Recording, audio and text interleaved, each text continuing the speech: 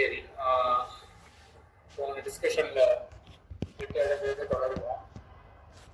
பூர்வபக்ஷி சித்த பதார்த்தத்தை போதிக்காது, வாக்கியமானது சித்த பதார்த்தத்தை போதிக்காது அப்படின்னு ஏன் சொல்றான்?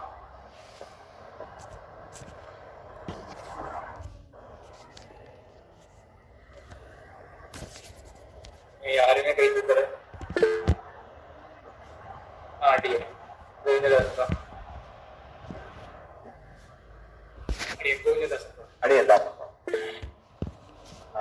சித்த பதார்த்தத்தை போதிக்காது. ஏன்னா காரியத்தா புத்தி இருந்தா மட்டும்தான் பேச்சானது புரியும். காரியத்தா புத்தி வரணும்னா செயல் பத்தி பேசியிருந்தாதான் காரியத்தா புத்தி வரும். அதனால சித்த பதார்த்தம் எந்த காரியத்தா புத்தியும் ஏற்படுத்தாது. அதனால அதை புரிஞ்சுக்க முடியாது. குழந்தை உதாரணத்துல அந்த இதை மிஸ் பண்றீங்க. சொல்ற விஜயராகவன் சுவாமி கூட சொன்னார், இந்த மாதிரி நிஷேதத்தை வந்து இது போதிக்காது அப்படின்னு. அது இல்ல. அந்த வீடியோ எல்லாம் கேட்டீங்களா? லேட்டா குறைக்கிறத பத்தி, நாய் குறைக்கிறது உதாரணமா வச்சுட்டு. ஆமா, அதாவது பேச்சுங்கிறது வந்து முதல்ல குழந்தைக்கு புரியறது எப்படின்னா ஒரு செயல் அது ஃபாலோ பண்ணும் போதுதான். செயல் இல்லாம வெறுமே பேசிக்கிட்டு இருந்தா இப்ப நாய் குறைக்கிறதுக்கும் ரெண்டு பேர் பேசிக்கிட்டு ஒரு வித்தியாசமும் இருக்காது. அப்ப அதுதான் சொல்லணும். சரி, ரகுராம சுவாமி அடுத்தது கை தூக்கியிருக்க. ரகுராம சுவாமிக்கு வாய்ப்பு கொடுங்க. அது எப்படி சொல்லலாம்? இந்த நாய் ரெண்டும் குறைச்சிக்கிற மாதிரியோ இல்ல இந்த மனுஷா வெறும பேசிக்கிறதோ அப்படின்னு கேக்குறதா? நாய் ரெண்டு குறைக்கிறதோ இல்ல மனுஷா ரெண்டு பேர் பேசிக்கிறதோ, புதுசா ஒரு குழந்தை பார்த்ததுன்னா அதுக்கு வந்து அவ ரெண்டு பேரும் ஒருத்தருக்கு ஒருத்தர் பேசிக்கிறா, ஒருத்தருக்கு ஒருத்தர் சொல்றதை புரிஞ்சுக்கிறாங்கிறது தெரியாது. எப்படி நாய் ரெண்டும் குறைச்சதுன்னா அது ரெண்டு பேசிக்கிறதுன்னு தோணாது. அது மாதிரி மனுஷா ரெண்டு பேரும் பேசினாலும் அந்த குழந்தைக்கு தோணாது.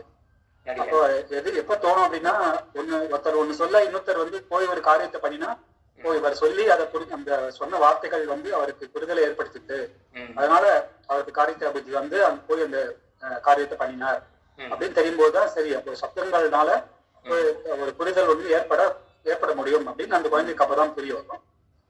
இப்போ இந்த மாதிரி இருக்கிறதுனால அப்போ ஒரு செயலை கொண்டுதான் இந்த புரிதல் ஏற்படுத்துங்கிறது தெரிஞ்சுக்கிறது அந்த குழந்தை. செயல் இல்லைன்னா தெரிஞ்சுட்டு இருந்திருக்காது. அதனால சப்தமே செயலை தான் சொல்லுவோம் அப்படின்னு சொல்லியிருக்காங்க.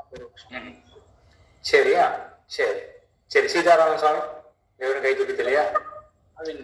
எல்லாம் சொல்லிட்டா. இந்த கட்டளை பேச்சானது கட்டளையை கொடுக்கும். கட்டளை இதை செய் அதை செய் அப்படின்ற விதத்தை நிர்ணயிக்கிறது அப்படின்றது அது பிரதிஜை. அது வந்து வெறும் ஸ்டேட்மெண்ட். பேச்சானது கட்டளையாகத்தான் இருக்கும் அப்படின்றது வெறும் ஸ்டேட்மெண்ட். அது பின்னாடி இருக்க ரீசனிங். ரகுராமன் சுவாமி சொன்னதுதான் அதோடைய ரீசனிங். சரி, இன்னும் ஒரு சட்டில் பாயிண்ட் மிஸ் பண்ணாம இருந்தா வேற யாராவது சொல்லலாம். நான் எதிர்பார்க்கறது சட்டில் பாயிண்ட் வந்துருதா அப்படின்னு. அனைவரும் ரகுராமன் சுவாமி சொன்னது எல்லாமே வந்துருச்சு, கவர் ஆயிடுச்சு. கேள்வி என்ன அப்படின்னா, பூர்வபக்ஷி வந்து பேச்சானது சித்த பதார்த்தத்தை மட்டும்தான் சித்த பதார்த்தத்தை சொல்லாது காரிய பதார்த்தத்தை மட்டும்தான் சொல்லும் அப்படின்றது எப்படி ஸ்தாபிக்கிறான்? எடுத்துட நம்ம என்ன பார்க்கணும் அப்படின்னா, இப்போ பேச்சானது காரிய பதார்த்தத்தை மட்டும்தான் சொல்லும் அப்படின்றது இல்லையா? முதல்ல என்ன ஸ்தாபிக்கணும்னா, பேச்சானது முதல்ல சொல்லுமா? சொல்லுதல் அப்படின்னு அந்த புரிதலை ஏற்படுத்துதல். பேச்சானது புரிதலை ஏற்படுத்துமா? அப்ப பேச்சு புரிதலை ஏற்படுத்துறது அப்படின்றத எப்படி நம்ம தெரிஞ்சுக்கிறோம் அப்படின்னு அங்கே ஆரம்பிக்கலாம். புரிஞ்சதா சார்? இப்ப புரிஞ்சதா? எப்படி எந்த மாத்தி சொல்லிட்டேன். அந்த சீக்வன்ஸ் தான் முக்கியம். பேச்சானது புரிதலை ஏற்படுத்தும் அப்படின்றது எப்படி நம்ம தெரிஞ்சுக்கிறோம்? தெரிஞ்சுக்கும் போது என்ன ஆகுது? செயலை வச்சுட்டுதான் நம்மளால புரிஞ்சுக்க முடியாது பேச்சானது புரிதலை ஏற்படுத்துறது அப்படின்னு. இப்ப என்ன ஆகுதுன்னா, பேச்சானது செயலை ஏற்படுத்தக்கூடிய ஒரு அறிவை தான் ஏற்படுத்தும். அந்த செயலை ஏற்படுத்தக்கூடிய அறிவு தான் என்னது? காரியத்தை பற்றி. பேச்சானது காரியத்தை பத்தி மட்டும்தான் சொல்லணும். சுமதி மாமி கை தூக்கினீங்களே. திருப்பி கேட்கணும்னு நினைச்சு சொல்லணும். சரி சரி, இப்போ இதுல ஏதாவது இருக்கா? சந்தேகம் இருக்கா? பூர்வபக்ஷி சொன்னது எப்படி கொண்டு போகணும்?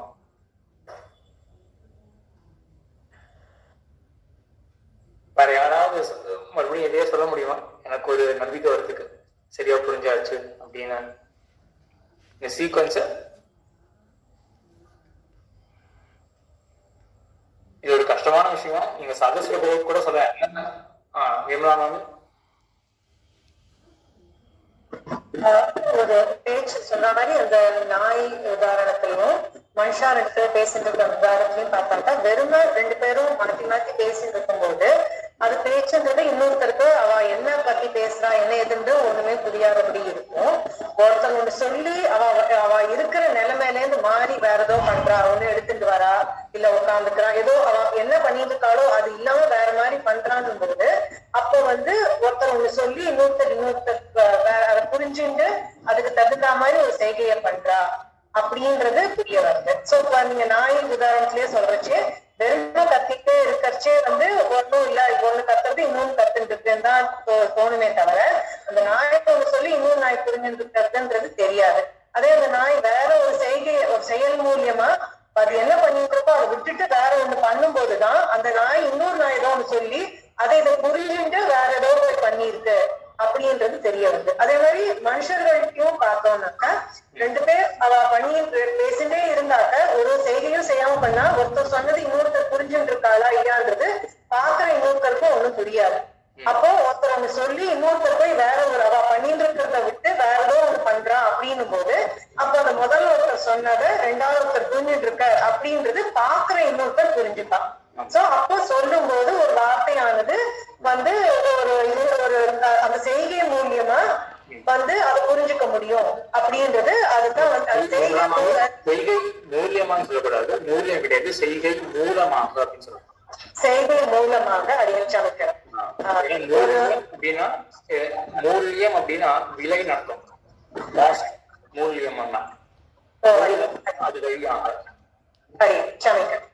ஒரு செய்கை மூலமாக பண்ணும்போதுதான் அது அந்த சொன்னவர் என்ன சொல்லியிருக்கார் அதை கேட்டுங்கவா என்ன புரிஞ்சுட்டு இருக்கா அப்படின்றது தெரிய வரும். சோ அதனால நம்ம ஒரு சப்தம்ன்றது புரிஞ்சுட்டு இருக்கான்றது பாக்குறவாலும் புரிஞ்சுப்பான். இந்த மாதிரி ஒரு சப்தம்ன்றது ஒரு செய்கை பண்றது மூலமா ஒரு அந்த காரியத்தை பண்ணி அதை ஒருத்தர் சொன்னது இன்னொருத்தர் புரிஞ்சுட்டு இருக்கா அப்படின்றது பாக்குறவாளுக்கு அது தெரியறபடி இருக்கும். இதான் சீக்வன்ஸ். இப்போ செய்தியை பாக்குறதுனால அந்த சின்ன பையனை புரிஞ்சுக்கிறான் அப்படின்னா அந்த தாத்தா சொன்னதுனால அப்பாவுக்கு புரிஞ்சிருக்கு, காரியத்தா புத்தி ஏற்பட்டிருக்கு அப்படின்றது அந்த குழந்தை தெரிஞ்சுக்கிறது. இதுலயும் ஒரு சீக்வன்ஸ் சொல்லி ஆகணுமே. அந்த குழந்தையுடைய உதாரணத்துல குழந்தை என்ன பண்றது, 3 பேரும் சும்மா இருக்கா, தாத்தா சொல்ற ஏதோ ஒரு பேசுற, அதுக்கப்புறம் அப்பா செய்யறாரு. இதுக்கப்புறம் குழந்தைக்கு என்ன அடுத்த sequence of events Revathi ma'am.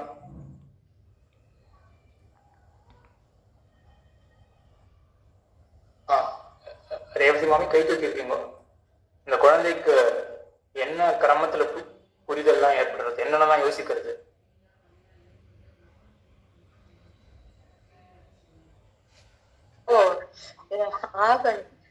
அடியேன் இது பண்ணல. அதனால அந்த குழந்தை கவனிக்கிறது அவ தாத்தா சொல்றத அவ அப்பா கவனிக்கும் போது அதுக்கு சொல்லதான் தெரியறது. ஆனா அவ அப்பா என்ன செய்யறா அப்படிங்கறத அது கவனிச்சுட்டே இருக்கும்போது அவ அப்பா பின்னாடியே போறது. அவ அப்பா மேல தடி இருக்கு அப்படின்னு சொல்ற அப்படிங்கறத அது அவ அப்பா என்ன செய்யறாருங்கிறத பாக்க போறது. அது சித்தாந்தத்துல இல்லையா, அது சித்தாந்தத்துல தானே சொல்லி ஆகணும். இது பூர்வபக்தியோட இது பூர்வபக்திக்கு தான் நம்ம சொல்றோம் இல்லையா. அப்போ நான் அதை நினைச்சுட்டு சொல்ல ஆரம்பிச்சேன். கோவிந்ததாச சுவாமி ஏற்கனவே ஒரு அட்டன் பண்ணியாச்சு. கீதா மாமி கை தூக்கினா அவங்களுக்கு அதாவது குழந்தையில 2 நிலையை நீங்க காமிச்சிருக்கீங்க. அந்த வீடியோ பார்த்ததுல நான் புரிஞ்சுட்டது. ஒன்று சைகை நிலை புரிந்து கொள்ளுதல். சைகையால அவர் சொல்லும் பொழுது அந்த கருத்தை அது வாங்கிக்கிறதை தவிர அது என்னன்னு அது இது பண்ணிக்கலாம். பேச்சு பேச்சால அத அவ அப்பா போய் அந்த பெரியப்பாட்ட சொல்லும் பொழுது இது நீங்க சித்தாந்தத்தை சொல்றீங்க, அது கேட்கல. இதுல வந்து பூர்வபட்சத்துல இருக்கும் பொழுது பூர்வபட்சம் அவன் வந்து சித்த பதார்த்தத்தை தெரிவிக்காது, காரிய பதார்த்தத்தை மட்டும் தான் தெரிவிக்கும் அப்படின்னு சொல்றாங்க பூர்வபக்ஷி. அதுல அந்த உதாரணத்துல இந்த தாத்தா சொல்ல அப்பா போய் எடுத்துன்னு ஏதோ ஒன்று பண்றாரு, ஏதோ ஒரு செயலை பண்றாரு. இதை இந்த குழந்தை பார்த்துட்டு இருக்கு. இந்த பார்க்குற குழந்தையினுடைய சீக்வன்ஸ் ஆஃப் யோசனைகள் என்னென்னலாம் யோசிக்கிறது இந்த குழந்தை?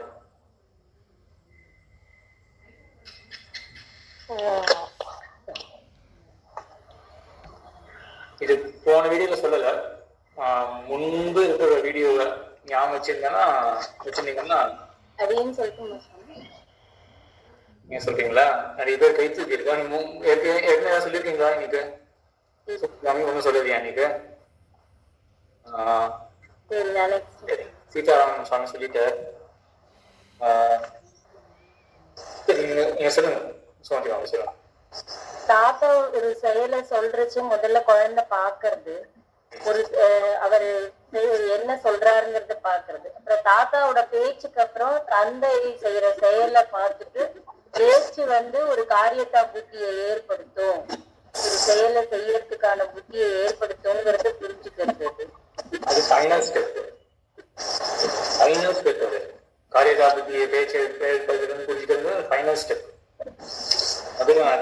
இல்ல தாத்தாவோட பேச்சுக்கு அப்புறம் இந்த செயல் வந்ததுனால பேச்சு வந்து ஒரு செயலை செய்யறதுக்கு தந்தையை புத்தி ஏற்படுத்துறதுன்னு நினைச்சுக்கிறது. சரி, அது என்னவா புத்தியா இருக்கலாம், அதையும் காரியத்தா புத்தின்னு சொல்லணும். செயலை செய்யறதுனால ஒரு காரியம் செய்யணும்ங்கிற அந்த இது அது வரைக்கும் அவங்க அப்பா பேசாம தானே இருந்த. தாத்தா சொன்னப்புறம் தானே ஒரு செயலை செய்யற, அந்த செய்யற புத்திங்கிறது ஒரு பேச்சுனால வர்றதுன்னு அந்த குழந்தை புரிஞ்சுக்கிறது. கிட்டத்தட்ட சொல்லிட்டீங்க. சரி, அது ரூபஸ்ரீ ஏதாவது ஆட் பண்ண வேண்டியிருக்கா? அதாவது பாத்தீங்கன்னா 3 பேரும் 1 hour சும்மாவே இருக்கா. இப்ப திடீர்னு அந்த ஓல்டு மேன் வந்து இன்ஸ்ட்ரக்ட் பண்ண போய் அந்த மிடில் மேனுக்கு புரியுது இந்த மாதிரி ஒரு காரியம் செய்யணும் அப்படின்னு. அப்புறம் காரியத்தை புத்தி வந்து அவன் போய் கவு எடுத்துருவாராம். சோ குழந்தை வந்து புரிஞ்சுக்கிறது, இப்ப நேரம் சும்மா இருந்த அப்பா வந்து இப்போ தாத்தா ஏதோ சொல்ற அதை கேட்டுட்டு அப்பா போய் இதை பண்ணி வந்திருக்கா, இன்ஸ்ட்ரக்ஷன் கொடுத்துருக்கா, அதனால காரியத்தை புத்தி ஏற்பட்டிருக்கு, அதனால இந்த செயல் நடந்திருக்கு. சொல்லியிருந்தேனே ரங்கராஜன் ஆறாங்க. ஸோ இப்போ வந்து அந்த தாத்தா வந்து ஒரு வார்த்தை சொல்றார், அதை பாக்குறது குழந்தை. அப்புறம் வந்து இதனால வந்து அவ அப்பாவோட செய்கை வந்து மாறுது. அதாவது அவர் போய் ஒரு மாட்டையோ அதே ஏதோ கூட்டுன்றார். ஸோ அதையும் பாக்குறது குழந்தை. ஸோ இது பார்த்த உடனே அதுக்கு வந்து என்ன தோன்றதுன்னா, இவர் சொன்னதுக்கு அப்புறம் இவர் ஏதோ பண்ணியிருக்காரு. ஸோ அதனால இவர் சொன்னதுல ஏதோ புரிதல் ஏற்பட்டிருக்கு. அந்த புரிதல் வந்து காரியத்தா புத்தியில மாறிருக்கு. அந்த காரியத்தா புத்தி இருந்ததுனால அவர் போய் அந்த செய்கையை செய்திருக்கார். சோ அப்படின்னா இந்த பேச்சினால காரியத்தை பத்தி ஒரு புரிதல் ஏற்படும் அப்படின்ற அந்த டாட்ஸை கனெக்ட் பண்றது. இல்ல, இங்க ஒரு ஸ்டெப் சார், இந்த சீக்வன்ஸ்ல வராது. இந்த தாட் ப்ராசஸ் வந்து, அதாவது சிந்தனை அலைகள் வந்து இந்த கிரமத்துல ஏற்படாது. முதல்ல இப்ப நீங்க பாருங்க, காரியத்தா புத்தியை சப்தமானது ஏற்படுத்துறது அப்படின்றது வந்து ஃபைனல் எண்ணம், அந்த குழந்தை பெறக்கூடிய எண்ணம். அது செயலை பார்த்த உடனே அதுக்கு தோணக்கூடிய விஷயம் என்ன? அடுத்தது புரிதல் ஏற்படுறது. செயலை பார்த்தோன்னே என்ன தோன்றது குழந்தைக்கு? பேச்சானது ஒரு புரிதலை ஏற்படுத்தும். நீங்க பேச்சுக்கிட்ட போறீங்க, பேச்சானது வந்து கடைசியில பேச்சானது காரணம் அப்படின்னு கொண்டு வரணும். அது நேரம் பாக்குறது வந்து செயலை பாக்குறது குழந்தை. சைகைக்கு பேச்சு உபாயம், சைகைக்கு பேச்சு உபாயம் சொல்லாமா? அது கடைசியில, கடைசியில தெரிஞ்சுக்கிறது. ஏற்படுத்தும் எடுத்துக்கணுமா? ஒரு அறிவை ஏற்படுத்தும், பேச்சானது ஒரு அறிவை ஏற்படுத்தும். அதுக்கு கடைசியில தெரியுது. அதெல்லாம் இன்னும் ஒரு ஸ்டெப் கோவிந்ததாச சுவாமி சொல்ல முடியுமா? அதே சுவாமி, அதாவது தான் ஏதாவது ஒண்ணு செய்யறோம்னா ஒரு காரியத்தா புத்தி வந்து செய்யறோம். நமக்கு வந்து ஒரு வேணும்னு நினைச்சாலும் அதை செய்வோம். இப்ப இது அப்பா செஞ்சிருக்காருன்னா அவர் அதை செய்யணும்னு நினைச்சிருக்காரு. செய்யணும்னு ஏன் நினைச்சாரு? அதுக்கு முன்னாடி என்ன நடந்தது?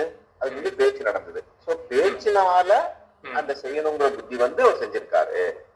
சரி, இதான் அந்த சீக்வன்ஸ். ஸோ அந்த குழந்தை என்ன பார்க்கணும், முதல்ல அந்த செயலை பார்க்கறது. குழந்தை செயலை பார்த்தோன்னா என்ன பண்றது அப்படின்னா தன்னுடைய செயலை யோசிச்சு பார்க்கறது.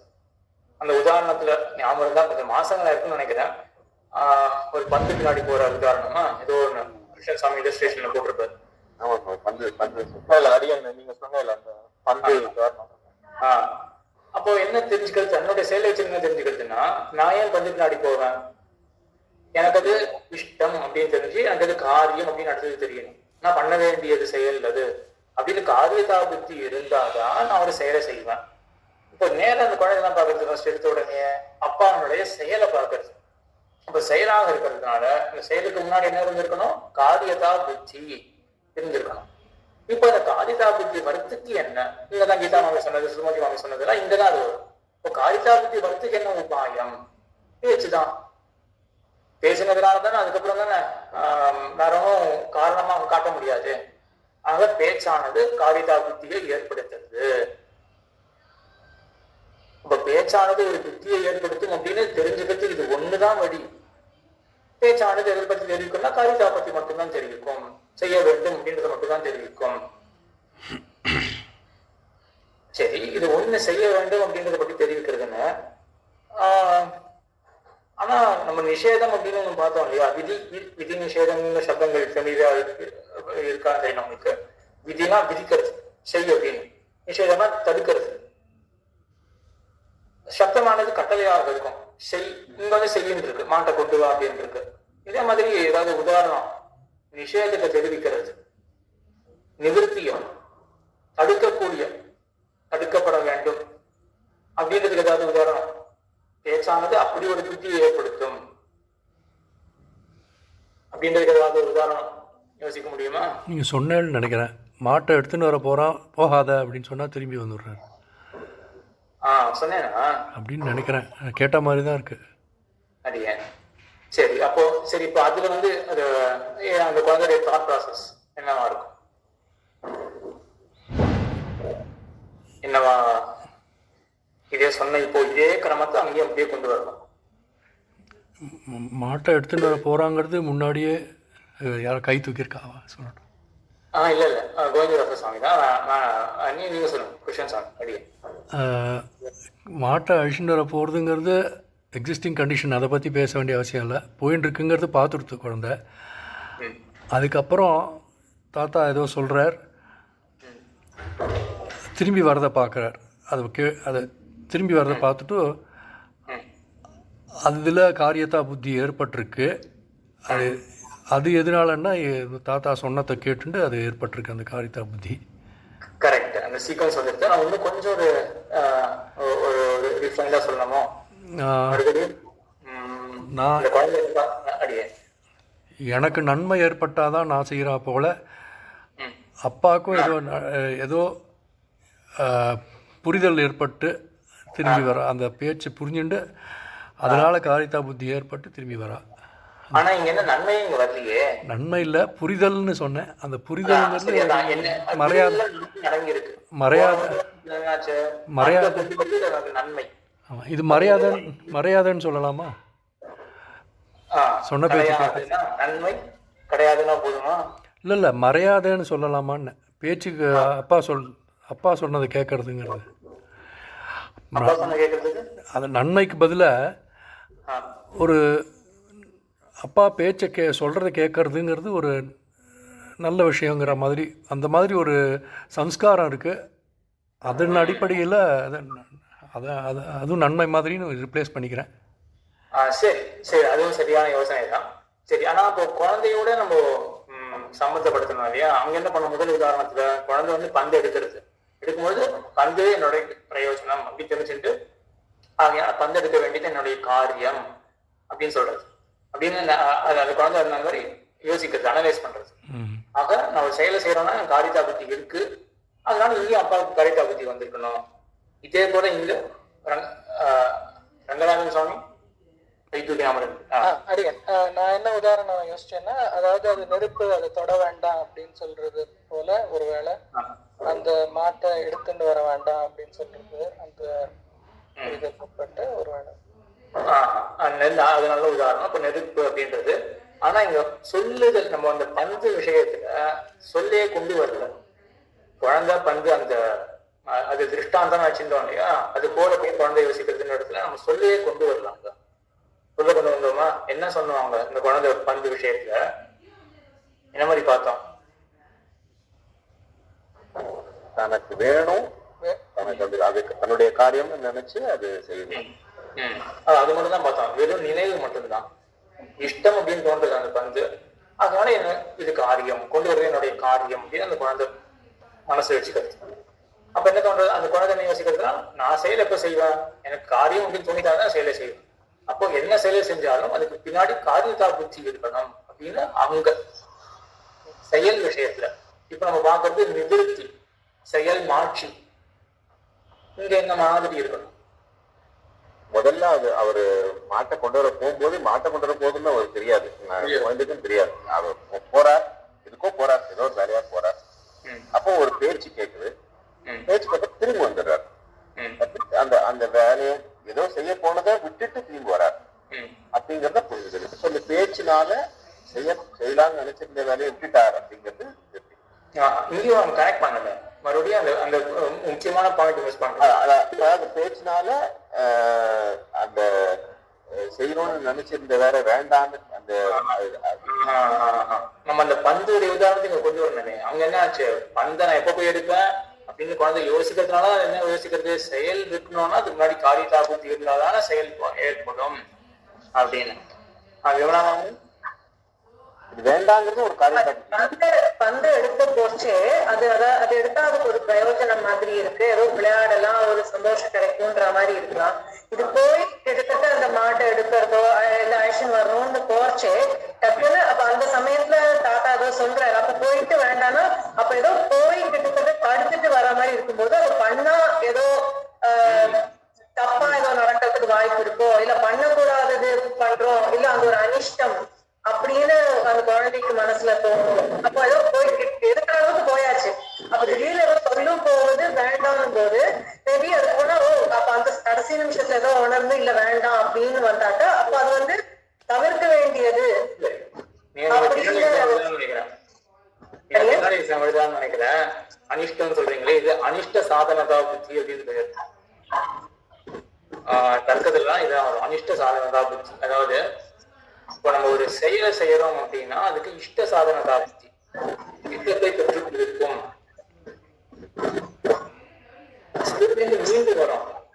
அப்ப என்ன வேணும்னா அனிஷ்ட சாதனதா புத்தி. நம்ம செஞ்சோம்னா நமக்கு அனிஷ்டம் ஏற்படும். குழந்தைக்கெல்லாம் தெரிஞ்சு வச்சுருக்கீங்க. இங்க வந்து இந்த நெருப்பு உதாரணத்தை கொள்ளலாம்.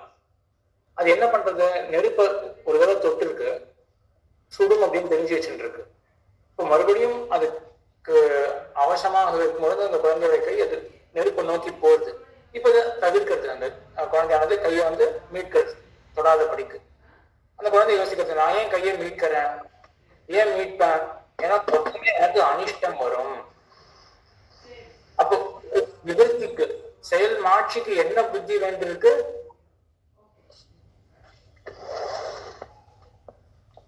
அனிஷ்ட சாதனதா புத்தி. இது பண்ணோமே என்றால் அனிஷ்டம் நமக்கு ஏற்படும். அது வந்து செயல்கிட்ட போய் அது பண்ண போய் அப்படி சொன்னா தானே. இப்ப போயிட்டு இருக்கும் போதே சொன்னா அது தெரியாது. நான் அந்த செயலை போய் அவுக்க போறேன், மாட்டை அவுக்க போறேன், அப்போ என்னை வேண்டாம் திரும்ப வாங்கன்னு அந்த இடத்துல அழிச்சிட்டா தானே அதுக்கு அனிஷ்டம்ன்றது புரிய வரும். இப்ப நான் போயிட்டு இருக்கச்சே கூப்பிட்டா அதோட கனெக்ட் பண்ண முடியல, நான் செய்ய வேண்டிய செயலோட. கரெக்ட் தான். இப்போ நம்ம போயிட்டு இருக்கிறது எதுக்காக அப்படின்னு குழந்தை புரிஞ்சு வச்சுருக்குன்னு வச்சுக்கோமே. அப்பா போயிட்டு இருக்கிறது எதுக்காக அப்படின்னா மாட்டை கட்டுறதுக்கு, அவுக்கிறதுக்கு, மாட்டை அவுக்கிறதுக்காக அப்பா போயிட்டு இருக்கா அப்படின்னு தெரிஞ்சு வச்சுருச்சு குழந்தை. இப்ப மாட்டை அவிழ்க்கிற செயல்ல இருந்து மீண்டு வராரு அப்பா. இப்ப மீண்டு வந்தார் அப்படின்னா ஏன் மீள போறார், ஒரு செயல இருந்து நான் போய் மீண்டு வருவேன், அந்த செயலானது எனக்கு அனிஷ்டத்தை கொடுக்கும் அப்படின்ற எண்ணம் இருந்தாலும் நான் அந்த செயல இருந்து மீண்டு வருவேன். அப்ப எங்க அப்பாவுக்கு என்ன ஏற்பட்டிருக்கு அப்படின்னா இங்கேயும் ரெண்டு விதமா பார்க்கலாம். இப்போ கோவிந்ததாசர் சுவாமி சொன்ன மாதிரி இங்க வந்து இதுவும் ஒரு காரியதா புத்தி அப்படின்னு வச்சுக்கலாமே. இதுவும் விலகி வர வேண்டியது ஒரு காரியம் அப்படின்ற இது. ஆனா நமக்கு பொதுவா அந்த மாதிரி யோசிப்பாங்க, அந்த மாதிரி தோணுமான்னு யோசிப்பாங்க. காரியம்னு தோன்றது ஒண்ணு இருக்கு, அகாரியம் அப்படின்னு தோன்றது ஒண்ணு இருக்கு. லோகத்துல இப்படிதான் விவகாரம். நான் செய்ய வேண்டியது எனக்கு இது அப்படின்னு சொல்லுவாங்க, நான் செய்யக்கூடாது இது அப்படின்னு சொல்லுவாங்க. இதுல இருந்து தவிர்தல் நான் செய்ய வேண்டியது அப்படின்னு நம்ம இழுத்து வளைச்சு சொல்ல மாட்டோம். இந்த செயலானது நான் தவிர்க்கப்பட வேண்டும் அப்படின்னு தான் சொல்லுவாங்க. இந்த செயலினுடைய தவிர்தலை நான் செய்ய வேண்டும் அப்படின்ற நமக்கு புத்தி இருக்காது. அதனால இஷ்ட சாதனத்தால் தெரிஞ்சிருந்தா ஒரு விதமான புத்தி, அனிஷ்ட சாதனத்தால் தெரிஞ்சிருந்தா வேற விதமான ஒரு புத்தி நமக்கு ஏற்படும். இப்ப இந்த குழந்தை பெண்ணை புரிஞ்சுன்னு இருக்குன்னா அது அனிஷ்ட சாதனம் அப்படின்றது தெரிஞ்சிருந்ததுனால அதுக்கு வந்து இது செய்யக்கூடாது அப்படின்ற அந்த குழந்தை யோசிக்கிறது. நான் எங்கெங்கெல்லாம் மீளுவேனோ அப்ப எனக்கு என்னன்னா அனிஷ்ட சாதனத்தா புத்தி ஏற்பட்டிருக்கும். அதனால இங்கேயும் அப்பாவுக்கு வந்து அனிஷ்ட சாதனத்தா புத்தி ஏற்பட்டிருக்கு. அதுக்கு என்ன காரணம் அப்படின்னா இந்த சொல்பிரயோகம் என்ன காரணம். அப்ப இந்த பேச்சானது என்ன பண்றது, அந்த அகாரியதா புத்தி நிஷேதத்தை இந்த பேச்சானது ஏற்படுத்துறது, நிஷேத புத்தி ஏற்படுத்துறது அப்படின்னு அடியே ஸ்ரீதரன் சுவாமி கேள்வி இருக்கா? சுவாமி நிவృత్తి புத்தின்னு சொல்லலாமா? நிவృత్తి புத்தின்னு சொல்லலாமா? அதை காரியதா புத்தி காரியதா புத்தி இல்லாம செய்ய வேண்டும் சொல்லலாம். பிரவருத்தி புத்தி நிவൃత్తి புத்தின்னு சொல்லலாம், தாராளமா சொல்லலாம். இன்னொரு சுவாமி, எல்லா சமயத்திலயும் அனிஷ்டம் உண்டாகணும்னு அவசியம் இல்லை இல்லையா? இப்போ ஒரு காரியம் செய்யறேன், காரியம் செய்யணும்னு முற்படுறேன், அதை வந்து இப்ப நிறுத்தி வைக்கிறேன், அதுல எனக்கு அனிஷ்டம் ஒண்ணும் இல்லை, இப்ப நிறுத்தி வைக்கிறேன், அதுக்கப்புறம் செஞ்சுக்கலாம் பண்றேன். அதனால அனிஷ்டம் இருக்கணும்னு அவசியம் இல்லையே. கரெக்ட். அங்க என்ன இருக்கும், அங்க இஷ்ட சாதனத்துவம் அபாவா. இஷ்ட சாதனத்துவம் அபாவா அப்படின்னா இஷ்ட சாதனத்துவம் இன்மை, இஷ்ட சாதனத்துவம் இருக்காது. அது அப்புறமா வரல, அந்த இஷ்ட சாதனத்துவம் அப்புறமா வருமா இருக்கும். இப்போதைக்கு நம்ம ஏன் வந்து கண்டினியூ பண்ணல, இந்த சேஞ்ச் ஆஃப் பண்ண எதுனால அதுதான் அதெல்லாம் நம்ம எப்போ நிறுத்திடும் ஒரு காரியத்தைன்னா இஷ்ட சாதனத்தா புத்தி இல்லைன்னா நம்ம காரியத்தை நிறுத்திடுவோம். அனிஷ்ட சாதனத்தா புத்தி இருந்ததுன்னா கண்டிப்பாவே வெளியே வந்துடுவோம், செயல் மாற்றி நமக்கு ஏற்பட்டுரும். இப்ப இந்த செயலானது நமக்கு பயனை கொடுக்காது அப்படின்னு தெரிஞ்சாலும் என்ன ஆகும், நம்ம மேற்கொண்டு தொடர மாட்டோம். பயன் கொடுக்காதுன்றதோட சுவாமி, பயன் கொடுக்கும், இதனால நான் செய்யல, இப்ப செய்யல அப்படின்னு அது எப்படி சொல்ல? ரெண்டு ஒண்ணுதான். இப்போதைக்கு பயன் வேண்டாம் அப்படின்னு தான் அர்த்தம். இப்போதைக்கு எனக்கு பயனாவே தோணல, பயனா தோணிச்சுன்னா கண்டிப்பா பண்ணுவோம். பயன் எப்படின்னு தெரிஞ்சுன்னா கண்டிப்பா பண்ணியே தீர்வாங்க. வேண்டாம் அது பயனாக தோணல அப்படின்னு மாறிடும். அந்த காரியத்தா புத்தி வந்ததுக்கு முன்னாடி வந்திருந்தா தானே நான் அது எனக்கு அனிஷ்டம், எனக்கு இந்த காரியத்தை செய்ய பண்ணணும், ஏற்கனவே அந்த காரியத்தா புத்தி வந்திருக்கணும். அப்படித்தானே முதல்ல? கரெக்ட். காரியத்தா புத்தி வந்தாலும் முதல்ல பிரவருத்தியே ஏற்படும், அதுக்கு அப்புறம் தான் நிவர்த்தி ஏற்படும். இது சும்மா கரெக்ட் தான். சீதாராம சொன்னது வந்து எல்லாருக்கும் மட்டும்தான் பிரசக்த செய்ய பிரதிஷேதா அப்படின்னு சொல்லுவார்கள். ஒண்ணு நடக்கும் போதுதான் அதனுடைய தவிர்தலை நம்ம செய்ய முடியும். இப்போ காரியத்தா புத்தி வந்த பிறகுதான் நம்ம வந்து நிவர்த்தி புத்தியானது ஏற்படும். ரகுராம் சாமி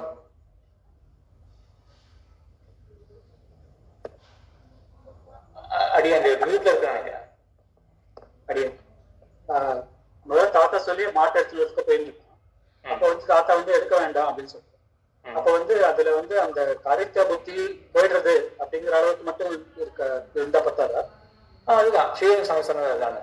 காரியத்தா புத்தி போறது அப்படின்னா இஷ்ட சாதன புத்தியானது போயிடுறது. அந்த இடத்துல அனிஷ்டம் எதுவும் இல்லை, இஷ்டம் மட்டும் இஷ்ட சாதனம் மட்டும், அந்த இஷ்ட சாதனத்துவம் மட்டும் போயிடுறது. ஆமா, அந்த இஷ்ட சாதனத்துவம் இல்லை அப்படின்னு சொல்றதுக்கு மறுபடியும் சப்தம் தானே வேண்டி இருக்கு. ஆமா. அப்ப என்ன ஆகுனா, சப்தமானது இஷ்ட சாதனத்துவம் இல்லை அப்படின்னு சொல்றதை காட்டணும். ஒரு தேவையில்லை அப்படின்ற இடத்துல ஒரு அனிஷ்டம் இருக்கு. என்னன்னா, நீ தண்டத்துக்கான செயலை பண்ற 10 நிமிஷம் அது ஆயாசம் தானே. இப்போ பிசிக்கல் ஸ்ட்ரெஸ் இருக்கு இல்லையா, அது அனிஷ்டம் தானே. அப்படி இப்போ பண்றக்கூடியது அப்படின்னா நம்ம ஒரு சுலபமா இருக்கிறதுக்காக இஷ்ட சாதனத்துவம் அனிஷ்ட சாதனத்துவம் ரெண்டு இதெல்லாம் கேட்டகரைஸ் பண்ணோம்னா நம்ம மூளையை தான் இப்படிதான் வேலை செய்யும். இந்த சாஸ்திரக்காரர் என்ன பண்ணுவாங்கன்னா, இந்த லாகவம் அப்படின்னு ரொம்ப யோசிச்சு பார்ப்போம். அந்த மூளை எப்படி யோசிக்கிறது, அந்த தாட் ப்ராசஸ் அதை பத்தி ரொம்ப நல்லா கவனமா இது பண்ணுவோம், அனலைஸ் பண்ணுவோம். இந்த கடைசி சொன்ன அம்சம் புரிஞ்சுதா? இப்போ இஷ்ட சாதனத்துவம் இல்லை அப்படின்னு தெரிஞ்சாலும் நின்றுடுவோம் அப்படின்னா இங்கேயும் அனிஷ்ட சாதனத்தை கொண்டு வரலாம். எப்படி? மாட்டு போய் எடுத்துங்கிறது அது தேவையில்லாத ஆயாசம் தானே. பண்ற செயலுக்கு எப்படியுமே அந்த செயலுக்கு ஒரு பயன் இருக்கும். ஏற்படக்கூடிய பயனானது இது யாகத்திலே சொல்லுவாங்க. இப்போ சோமேன ஜோதிஷ்டமேன சொல்லிக்காம ஜெயித்து அப்படின்னு இருக்கு. சோமயாகம் பண்றது ரொம்ப கஷ்டமானது. ஆனாலும் பண்றாலே மக்கள் தான். ஏன்? கிடைக்கக்கூடிய பலன் சொர்க்கம் இருக்கு இல்லையா, அது ரொம்ப உன்னதமான பலன்.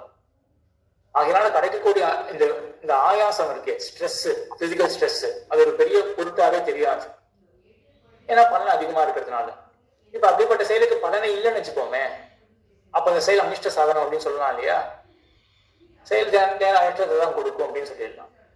அடி விஜயராகவன் சாமி. அடி சாரி, கொஸ்டின். இந்த எஃபர்ட் வந்து பாசிட்டிவ் நெகட்டிவ் ரெண்டா இருக்கலாம். பிரவருத்தியாவும் இருக்கலாம், நிவர்த்தியாவும் இருக்கலாம். ஆனா அத மைண்ட் பர்சீவ் பண்றது வந்து அதை பாசிட்டிவா தான் பர்சீவ் பண்றது இல்லையா? இப்ப பண்ணினாலும் நல்லது, பண்ணாட்டாலும் அது நல்லது. அத மைண்ட் அப்படிதான் பர்சீவ் பண்றது இல்லையா? கரெக்ட் தான். ஆமா ஆமா. இதுக்கு என்னன்னா ஒரு நிமிஷம் நான் இன்டர்ட் பண்றேன் நினைக்கிறேன். இது ஒரு முக்கியமான விஷயத்த மட்டும் சொல்லிடுறேன். இப்ப நமக்கு வேண்டுதல் இருக்கு இல்லையா, அனுகூலம். நம்ம எல்லாம் வேண்டுதல் நினைப்போம். நமக்கு என்ன வேண்டி இருக்குன்னா சுகம் வேண்டி இருக்கு அப்படின்னு நினைப்போம் இல்லையா? சுகம் வேண்டி இருக்குன்னு எப்படி நினைக்கிறோமோ அதே போலதான் துக்கா பாவமும் வேண்டி இருக்கு அப்படின்னு நினைப்போம். இப்போ ரெண்டு இடத்துலயுமே நமக்கு வந்து பாசிட்டிவா தான் இது எனக்கு வேணும் அப்படின்னு தான். சுகமும் வேணும், இருக்கிற துக்கமும் போகணும், துக்காபாவம் அதுவும் போகணும். அதே போல எது வேண்டாம்னு நினைப்போம் விஜயராகவன் சாமி? எது வேண்டாம்னு நினைப்போம்? இதே துக்கம் வேண்டாம்னு நினைப்போம். அதே போல சுகம் வேணும்னு நினைப்போம். சுக்கம் வேணும்னு நினைப்போம், துக்கம் வேண்டாம் நினைப்போம். அதே போல சுக்கத்தினுடைய அகலமும் வேண்டாம் அப்படின்னு நினைப்போம். சுகம் போகுதல் அப்படின்றது வேண்டாம் அப்படின்னு நினைப்போம். சரிதான். தேவருடைய கேள்வி பதில் இருக்கா? இங்க வந்து இப்போ பிரவருத்தி இருக்கு, நிவர்த்தி இருக்கு, சரிதான். ரெண்டுமே என்ன பண்றதுன்னா இப்போ இங்க என்னது இஷ்ட சாதனமா இருக்கு பிரவருத்தி. நிவர்த்தி வந்து அனிஷ்ட சாதனத்துல இருந்து நம்ம வெளில வந்துடுறோம். அனிஷ்டன்றது துக்கம் தானே. அப்ப அதனால நிவர்த்தி நம்ம வந்து பாசிட்டிவா பாக்குறோம். பிரவருத்தி பண்ணா நமக்கு இது சுக்கம் கிடைச்சிடும். மீண்டும் வந்தோம் அப்படின்னா அனிஷ்டம் கிடைக்காது, துக்கம் கிடைக்காது. அதனால ரெண்டுத்தையும் பாசிட்டிவா பாக்குறோம்.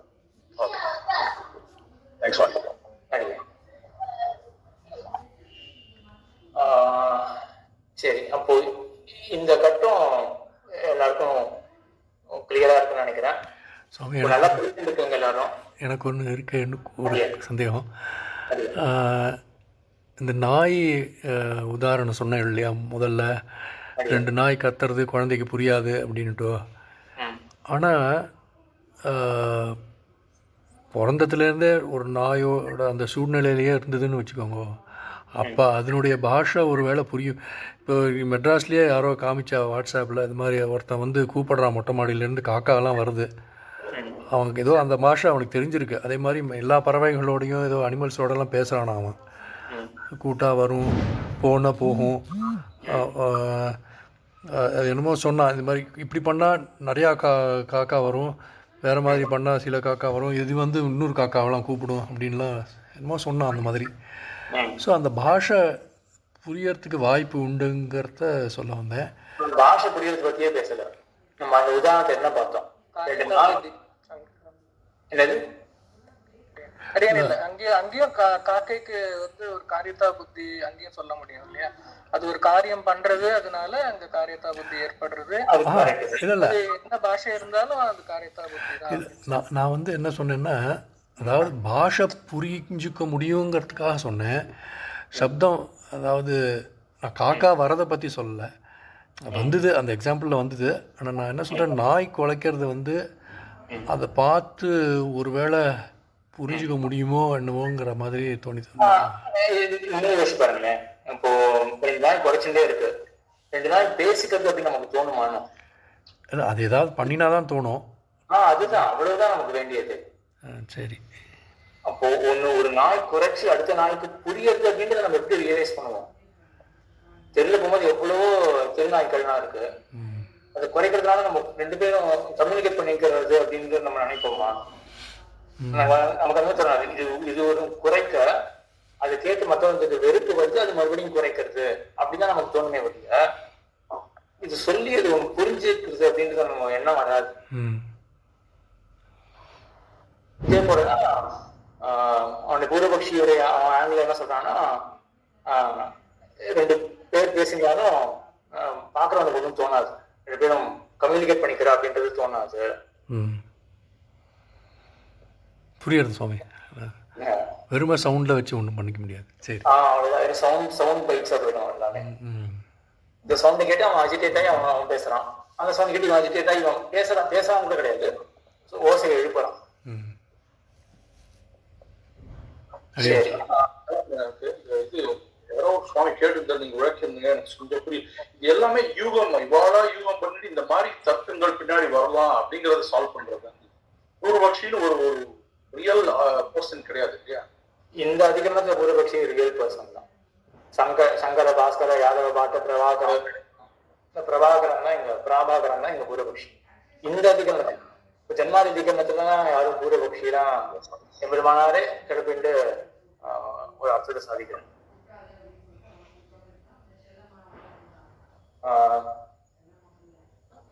அடியன் ரெண்டு கை தூக்கி இருக்கு. விஜயராமன் சாமி முன்ன கேட்டதுதான், அப்புறம் அப்படியே கண்டினியூ ஆயிடுச்சு. சாரி. கோவிந்ததாச சுவாமி, இந்த நாய் உதாரணத்துல சுவாமி, இப்போ ஒரு நாய் கத்துறது இன்னொரு நாய் பயந்து ஓடிச்சுன்னா அப்போ அது கம்யூனிகேட் பண்ணிடுச்சுன்னு எடுத்துக்கலாம் இல்லையா? அது வந்து பயமுறுத்துது, ஓடி போச்சு, அது செயல்ல இருந்து அது வந்து கம்யூனிகேட் பண்ணிருக்குன்னு நம்ம தெரிஞ்சுக்க முடியும். வெறுமனே கத்திருந்தா ஒன்றும் ஆகாது. ஸோ ஒரு செயல் இருந்தா அதுக்கு வந்து அது சொன்ன அது அதனுடைய ஒரு குறைக்கிறதுங்கிறது இது புரிஞ்சுக்கிச்சு அப்படிங்கிறதுக்கு ஒரு அடையாளமா இருக்கும். அது அது மாதிரி செயல் செய்யணும். இதுக்கு வந்து ஏதாவது ஒரு கவுண்டர் பாயிண்ட் ஏதாவது சொல்ல முடியுமா? இப்ப நாய் வந்து குறைக்கிறது, அந்த நாய் அடுத்த நாய் வந்து பயந்து ஓடுறது, இது பாக்குற ஒருத்தனுக்கு வந்து சரி அது சொல்லி அது புரிஞ்சுட்டு இருக்கு அப்படின்னு தோணிடுமா? தோன்றது அப்படின்னு சொல்லலாம். ஏதாவது கவுண்டர் பாயிண்ட் சொல்லி அப்படிங்கிற வார்த்தை வேணா சரியில்லாம இருக்கலாம். ஆனா இது மிரட்டிச்சு அது ஓடி போச்சு அப்படிங்கிறது வந்து பார்க்க வேண்டியது. மிரட்டுறது சொல்றதுதான், கடுமையா சொல்றதுன்னு வச்சுப்போம், அது ஒன்றும் தவறு கிடையாது. அடி நிஜராஜன் சாமி. சுவாமி, இதுல எனக்கு இன்னொரு கொஸ்டினா இருக்கு. இது வந்து பேஸ்ட் ஆன் ரிப்பீட்டட் அப்சர்வேஷன் விஷயத்துலதான் இது நமக்கு தெரியுமா, இல்ல முதல் தடவையே இதை பார்த்தோன்னே தெரியுமா? இப்போ இந்த சுவாமி கேட்ட கேள்வியில தான் இது வந்தது. இப்போ ஒரு நாய் வந்து ஒரு நாயை பார்த்து குறைக்கிறது, அந்த நாய் ஓடி போடுது. ஒரு நாய் இன்னொரு தடவை குறைக்கிறது, அது ஓடாம அப்படியே நிக்கிறதுன்னு வச்சுக்கோங்க. இது வந்து நம்ம எடுக்கவே முடியாது, எடுத்துக்கவே முடியாது. இது ஒரு ஸ்டாண்டர்ட் எக்ஸாம்பிளாவே எடுத்துக்கலாம். இப்போ வான்னு கூப்பிட்டப்போ ஒருத்தன் ஒரு தடவை வரான்னா ஓகே வான்னு கூப்பிடுறோம்னு சொல்லலாம். இப்போ வான்னு கூப்பிடுறப்போ ஒருத்தன் வரான், ஆனா வான்னு கூப்பிடுறப்போ அடுத்த வாட்டி ஒருத்தன் வரவே இல்லைன்னு வச்சுக்கோங்க. அப்போ வந்து இது கமாண்ட் வந்து உள்ள வரதே இது சப்தத்துக்கும் காரியத்துக்கும் சம்பந்தமே இல்லாம இருக்கு. குழந்தை எப்படி புரிஞ்சுக்கிறதுன்றத இதை நம்ம பார்க்க முடியாது. இது ஏற்கனவே இதை நடந்ததை வச்சுதான் நம்ம இதை எடுத்துக்க முடியாது. இப்போ வானு கூட்டப்போ வரா அப்படின்றத நம்ம மனசுக்கு ஏற்கனவே தெரிஞ்சு, நீங்க சொன்ன எக்ஸாம்பிள் தான். இப்போ நெருப்பிற்கு தொட்டா சுடுன்னு நமக்கு ஏற்கனவே தெரியும், அதை தொட மாட்டோம். அடுத்து முதல் தடவை தொட்டோம்னா அடுத்த தடவை தொட மாட்டோம். இப்ப இதே மாதிரி அப்பா வந்து இதை தொடாதுன்னு ஒரு தடவை சொல்லியிருப்பார், அதை தொடாம இருப்பான், அவன் காப்பாற்றப்பட்டிருப்பான். அடுத்த தடவை அப்பா வந்து வேற ஒரு விஷயத்தை தொடாதுன்னு சொல்றப்போ அப்பா முன்னாடியே எனக்கு இதை சொல்லியிருக்காரு வேற மாதிரி ஒரு விஷயத்துல, அதை நான் இதை தொடக்கூடாது, அதனால நான் தொடாம இருந்தா நான் காப்பாற்றுவேன் அப்படிவேன் அப்படின்னு தெரிஞ்சு ஞானம் வரலாம். இது வந்து என்னோட பாஸ்ட் அதாவது ஒரு ரிப்பீட்டட் ஆக்ஷன்ஸ் மூலமா இது வருதா? இது வந்து முதல் தடவையில அந்த சுவாமி கேட்டதுனாலதான் இதை நான் கேட்டேன். யாரோ முன்னாடி கேட்டேன், நாய் குலைச்சதை எக்ஸாம்பிள் கேட்டதுனாலதான். இது வந்து நமக்கு நம்மளோட அறிவு வந்து இதை சிந்திக்கிறதுக்கு, குழந்தையா இருந்தாலும் சரி நம்மளா இருந்தாலும் சரி, சிந்திக்கிறதுக்கான காரணம் நம்மளோட அறிவு ஏற்கனவே இதை பார்த்துருக்கு. அதுக்கு சம்ஸ்கிருதத்துல ஒரு வார்த்தை இது இல்ல, மைண்டுக்கு ஏற்கனவே ஒரு அனலைஸ் இருக்கிறதுனால வருதா இல்ல எப்படி தான் கேட்கணும். இங்கெல்லாமே வந்து சாகஜ தரிசனம் அப்படின்னு சொல்லுவோம். பல இடங்கள்ல பார்த்துதான் இப்போ இந்த வா அப்படின்ற உதாரணத்தை வச்சுக்கோமே. இப்போ வா அப்படின்னு சொல்லி ஒரு பேர் வரலன்னு வச்சுக்கோமே, நம்ம உடனே மாத்திக்குவோமா, ஓ வா அப்படின்றதுக்கு இது வரைக்கும் அர்த்தம் வேற மாதிரி புரிஞ்சுட்டு இருக்கோம் போல இருக்கு, வானா அங்கேயே இருக்கணும் அர்த்தம் போல இருக்கு அப்படி நினைச்சுக்குவோம். நம்ம எப்படி நினைப்போம், வான்னு சொல்லியும் வரல, அவருக்கு இஷ்டம் இல்லை அப்படின்னு நினைச்சுப்போம். நம்ம வா அப்படின்ற சப்தத்துக்கு அர்த்தத்தை மாத்திக்க மாட்டோம். ஏன் மாத்திக்க மாட்டோம்? நம்ம திருட நிச்சயம் ஏற்பட்டுருது. வானா அந்த வான்னு கூப்பிடுற அந்த அதுதான் அர்த்தம் அப்படின்றது ஏற்பட்டுருது. இது ஏன்னா பல முறைகள் பார்த்ததுனாலதான். இதை சகச்சரி தரிசனம் அப்படின்னு தான் சொல்லுவார்கள். பல முறை ரெண்டும் சகச்சரித்தமாக ரெண்டும் இருக்கிறத ஒன்றாக கூடி இருக்கிறத நம்ம பார்த்துருக்கோம். அதனால இங்கெல்லாம் அப்ளை ஆகுதுதான். இந்த சகச்சரிய தரிசனம் அப்படின்றதுலாம் அனுமானம் அப்படின்னு சொன்னாலே அங்க சகச்சரிய தரிசனம் வேணும். பல முறைகள் பல இடங்கள் நம்ம பாக்குறதுனால ஊகம் அனுமானம் தானே பண்றோம். இந்த குழந்தை செயலை பார்த்து என்ன அனுமானம் பண்றது, குழந்தை அப்பாவுடைய செயலை பார்த்து என்ன அனுமானம், என்ன ஊகம் பண்றது, காரியத்தா புத்தி வந்திருக்கவருக்கு காரியத்தா புத்தி வந்திருக்கு அப்படின்னு அனுமானம் பண்றது. எங்க கண்டு இருக்குது செயல் எங்க இருக்கோ அங்க அனுமானம், அங்க காரியத்தா புத்தி இருக்கு அப்படின்றது எங்க கண்டு இருக்கு? தானே பந்து தேடும் போதெல்லாம் தன்னிடத்திலே கண்டு இருக்கு. அங்கே கூட ஒரு தடவை நடந்தா போதுமா அப்படின்னா இல்ல, அது பல முறை நடந்திருக்கும். அதனால அந்த சம்ஸ்காரம் மனசுல இருக்கிறதா அந்த குழந்தைக்கு சட்டுன்னு இப்ப செயலை பார்த்த உடனே அதுக்கு என்ன தோன்றதுன்னா காரியத்தா புத்தி இருக்கணும் அப்படின்றது தோன்றது. வெறும் ஒரு இன்ஸ்டன்ஸ்ல பண்ணாலே வந்துடும் அப்படின்னா சில பட்சங்கள்லாம் இருக்கு. மேற்கொண்ட தர்க்கத்துல சில பேர் அந்த மாதிரி சொல்லுவார்கள். மீமாம்சகனுடைய மதத்துல என்னன்னா வெறும் ஒரு தடவை பார்த்தாலாம் போதாது, அதை ஒரு முறை பார்க்கணும், ஒரு சாகச்சரிய தரிசனம் இருக்கணும் அப்படின்னு ஒரே ஒரு தடவை நெருப்பையும் புகையும் சேர்த்து பார்த்துட்டு இப்ப நம்ம புகையை மட்டும் பார்த்தாலும் நெருப்பு இருக்கு அப்படின்னு ஊகம் பண்ணுவோமா, அப்படின்னா பண்ணுவோமே அப்படின்னு சில பேர் சொல்லுவார்கள். இல்ல அது அவ்வளவு வாய்ப்பு கிடையாது, ஒரு 10-15 தடவை பார்த்தாதான் நமக்கு ஒரு மாதிரி ஒரு நிச்சயம் ஏற்படும். கண்டிப்பா அங்க புகை இருந்தா கண்டிப்பா அங்க நெருப்பு இருக்கணும் அப்படின்னு நிச்சயம் அப்பதான் ஏற்படும். அப்ப 10-15 தடவை பார்க்க வேண்டியிருக்கும் அப்படின்னும் பட்சம் இருக்கும். இதுல ரெண்டுத்துல என்ன அப்படின்றது இதெல்லாம் ரொம்ப ரொம்ப இன்ட்ரெஸ்டிங்கான விஷயங்கள். இதுதான் இன்னைக்கு இருக்கக்கூடிய டெக்னாலஜிக்கு நமக்கு பயன்படக்கூடிய விஷயம் இதுதான். மைண்ட் எப்படி வேலை செய்யறதுன்னு அனலைஸ் பண்றது. ஸோ இது அங்க இருக்கிறது. இப்போ அந்த கேள்விக்கு வருவோம். இப்போ நாய் குறைச்சது, குறைக்கிறதுனால இன்னொரு நாய் ஓடி போறது, இப்போ அது புரிஞ்சு ஓடி போறதா அப்படின்னு எடுத்துக்கணுமா, எப்படி அனலைஸ் பண்ணணும்? நம்ம பார்த்தோன்னா நமக்கு என்ன தோணும்? ஒரு நாய் குறைக்கிறது, அடுத்த நாய் ஓடி போயிடுறது. அடியே எனக்கு என்ன தோணுதுன்னா, அதாவது ரிஃப்ளெக்ஸ் ஆக்ஷனா கூட இருக்கலாம். ஒரு பயத்துல அது யோசிக்காம கூட ஓடுறதுனால அதுக்கு மனசுல ஒரு காரியத்தா புத்தி வந்திருக்கணுங்கிறது அவசியம் இல்லை. அது ஒரு ரிஃப்ளெக்ஸ் ஆக்ஷனா கூட இருக்கலாம். வர முடியாது இல்ல, அப்படி இல்லை. அதான் காரியத்தா புத்தி கண்டிப்பா வேண்டும். காரியத்தா புத்தி இல்லைன்னா செயலே ஏற்படாது. இப்படி யோசிங்க, காரியத்தா புத்தி வரத்துக்கு என்ன காரணம் அப்படின்னு யோசிங்க. காரியத்தா புத்தி இருந்தா தான் ஓடும். காரியத்தா புத்தி வரத்துக்கு என்ன காரணம்? ஒரு காரணம் சொல்ல முடியாது. நாய் குறைக்கிறதுக்கு தான் காரணம், அது சந்தேகமே கிடையாது. ஏன்னா குறைக்கிற வரைக்கும் சும்மா அங்கதான் இருந்தது. குறைச்சப்புறம் காரியத்தா புத்தி வந்ததே இருக்கு. என்ன ப்ராசஸ்? பயம் இல்ல, ஒரே நிமிஷம். ரங்கராஜன் ஆராதன சுவாமி. அடியன், இது ஒரு டவுட் வருது. இல்ல இது முதல்ல அந்த பந்து உதாரணத்துல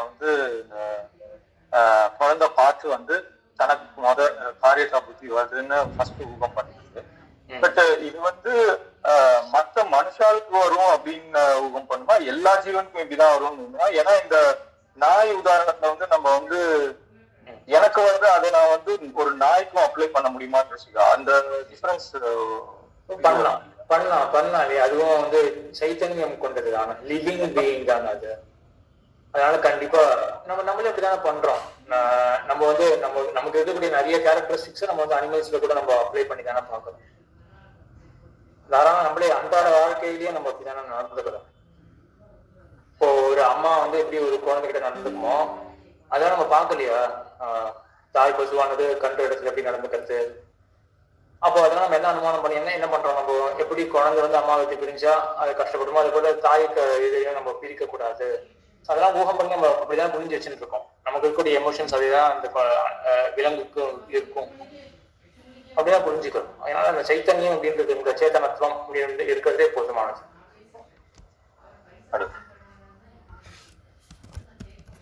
சரி, இங்க வந்து இப்போ ரகுராமன் சுவாமி காரிதா புத்தி ஏன் வந்தது?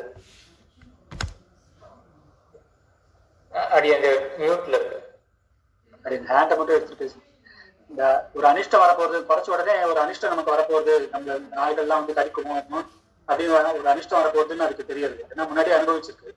ஒரு ஏரியால பார்த்தா சில நாய்கள் தான் இருக்கலாம், நாய்கள் வந்து உடனே அது குறைச்சு அதனால அது தெரிஞ்சிருக்கு ஓடி ஓடி பல பிறப்புங்கிறது. ஆனா இந்த இடத்துல வந்து நமக்கு ஒரு அனிஷ்டம் வர்றதுன்னு தெரிஞ்ச உடனே அந்த அனிஷ்டத்தை தவிர்க்கணுங்கிற காரியத்தை அப்படி அதனால அது அங்கிருந்து ஓடி போயிடும். சரி, இப்ப இங்க பேச்சுக்கு ஒரு லிங்க் இருக்கா அதுல?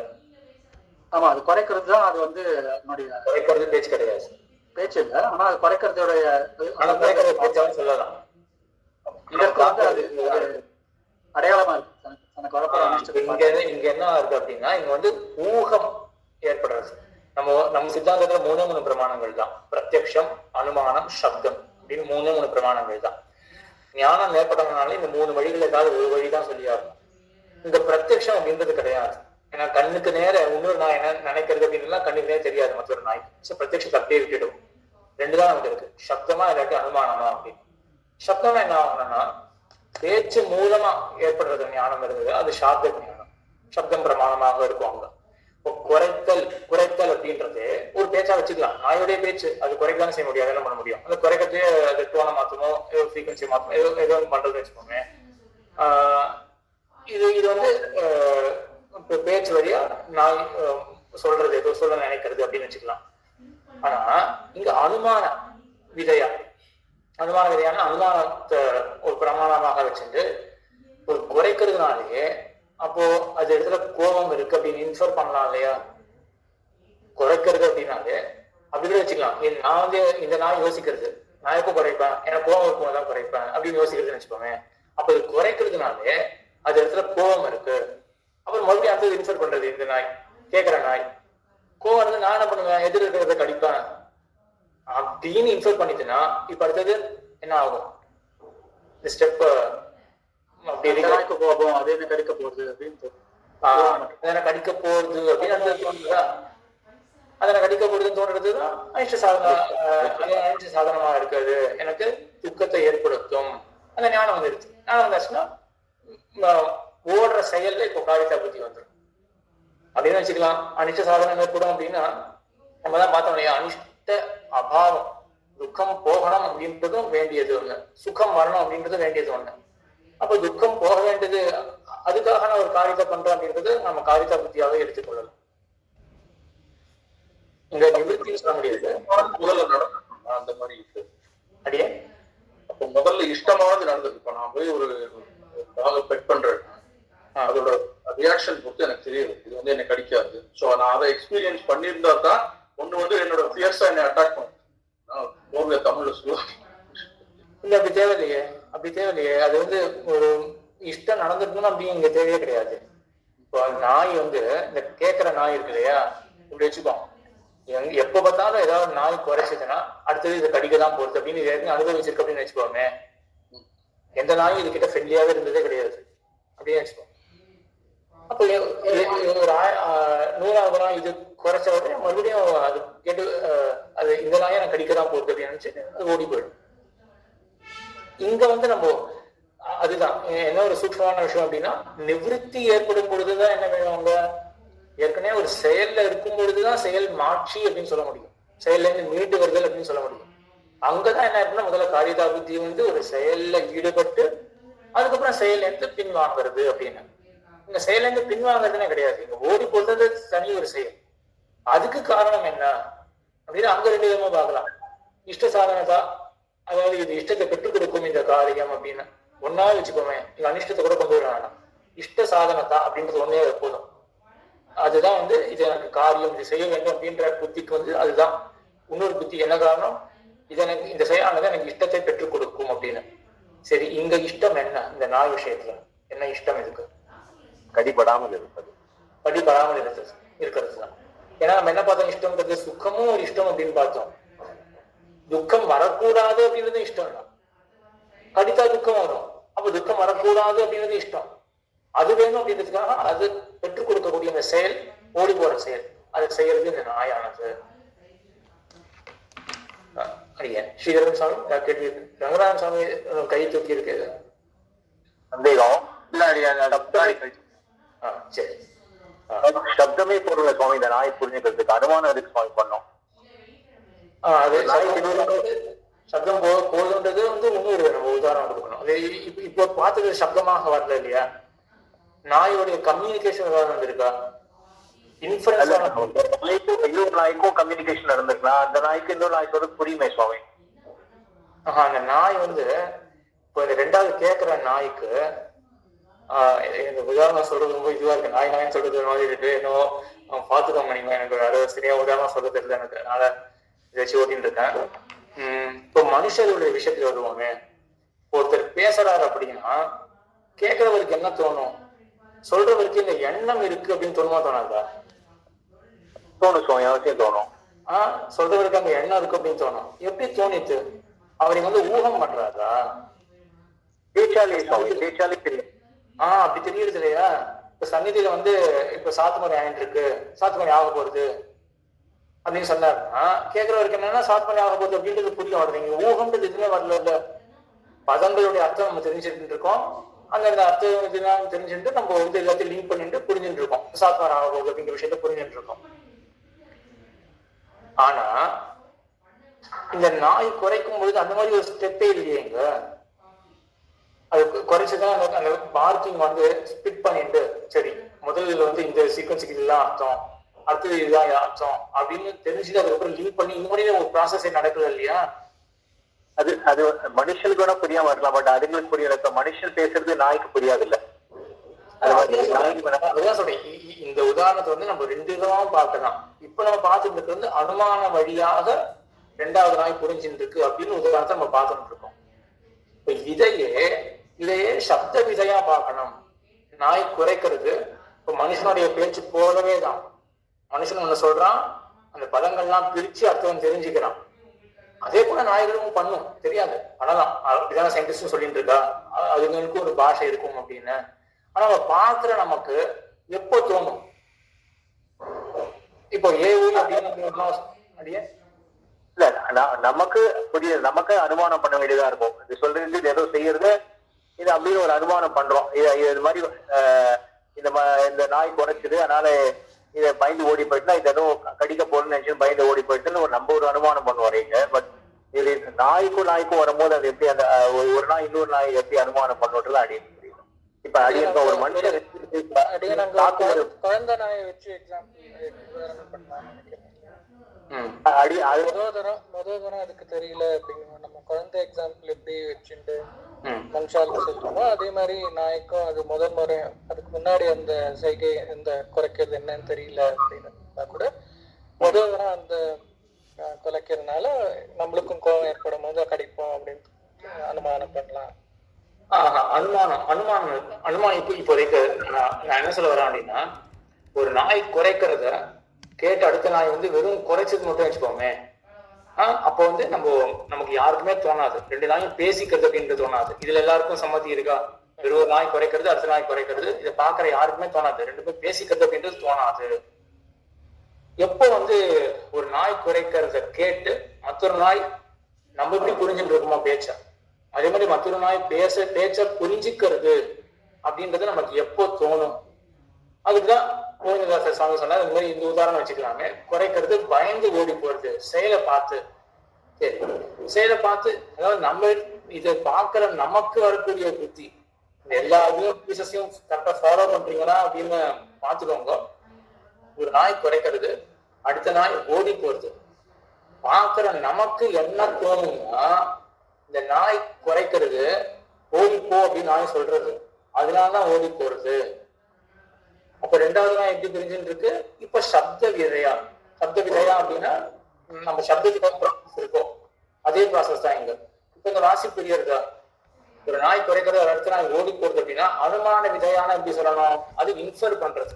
குறைச்சதுன்னா கோவம் இருக்கும், கோவம் இருக்குன்னா கடிக்க போறது. இங்க அந்த ஸ்பீச்சே கொண்டு வரல இல்லையா? இது ஒரு உதாரணம்.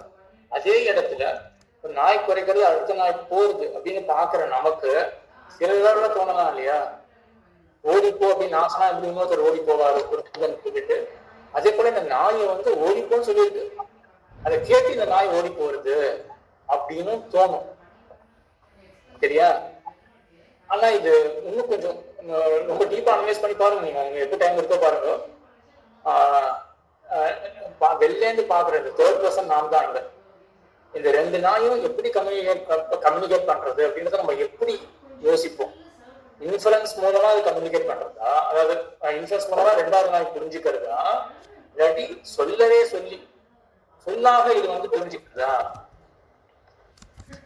சொல்லா புரிஞ்சுக்கணும்னா அது ரிப்பீட்டேஷன் இருக்கணும். பல இடங்கள்ல நாய் அதே மாதிரி குறைச்சு அதே மாதிரி இன்னொரு நாய் ஓடி போயிருந்தா நம்ம சொல்லால சொல்லி அப்படியே வரணும். அவங்க அங்கேயும் அனுமானம்னு சொல்லலாமே. பல இடத்துல இன்ஃபேக்ட் அனுமானத்துக்கு அந்த ரெப்பிட்டேஷனே வேணும் பல தடவை.